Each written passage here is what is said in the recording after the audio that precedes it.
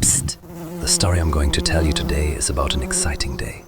It was a day between winter and spring. Early in the morning, winter had scattered a few last snowflakes. They almost looked like snow crumbs.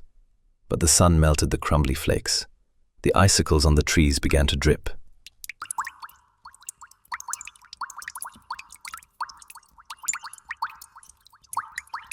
Many animals were still asleep. The squirrel rested in its tree hollow. The hedgehog was curled up in its moss bed. The baby mice were snuggled up in their nest. The little apple tree was awakened by a soft ringing.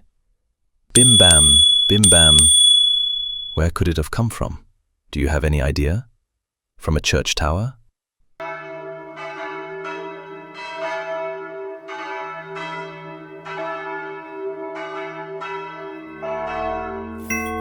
No, church bells ring much louder. Shall I tell you? It was the soft ringing of little snowdrops. Snowdrops ring so softly that we can't hear them, but many animals and plants can hear them, even our little apple tree. The cheerful snowdrops wiggled their heads. They stood at the edge of the meadow and rang in the spring. Our little apple tree was now wide awake too. It looked around. Next to the cheerful snowdrops at the edge of the meadow, it discovered colorful flowers. They were scattered all over the meadow. Crocuses. They are so beautifully colorful, marveled the little apple tree. It wasn't colorful yet. Before the little tree fell asleep, Theo had promised that green leaves would grow on its branches in spring. The little tree was looking forward to that. The snowdrops continued to ring. The wind carried their chim-cham across the meadow to the village. Carl the cat heard it. He had spent the whole winter lazing around in the warm living room.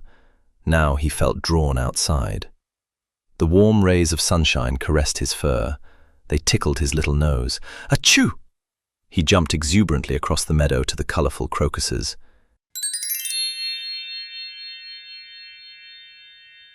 He hopped wildly on the flowers. The crocuses whimpered. Ouch! Ouch! Our little apple tree was startled. He felt sorry for the crocuses. Tomcat Carl's paws had sharp claws. When he jumped on the flowers with them, it must have hurt a lot. How could the little apple tree help the crocuses? Ouch! Ouch! Fortunately, Theo also heard the crocuses whimpering.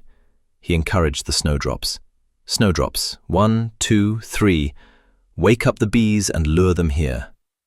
Theo used his magic brush to blow fresh spring air into the beehive. Ah, how wonderful it smelled. Finally, the bees awoke.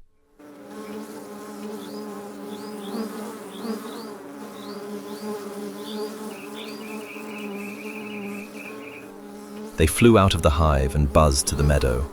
There they collected the first nectar of the year. The busy bees buzzed from flower to flower. They buzzed around Carl's head. The cat felt dizzy and light-headed. He staggered away. The colorful crocuses were saved. What luck! Just in time, the cheerful snowdrops and Theo had awakened the bees. The colorful crocuses were delighted that the busy bees visited them and snacked on their sweet nectar. And the little apple tree was sure that the bees would soon land on its new blossoms. And what about you? Do you take care of the colorful crocuses and delicate snowdrops when you romp around in a spring meadow?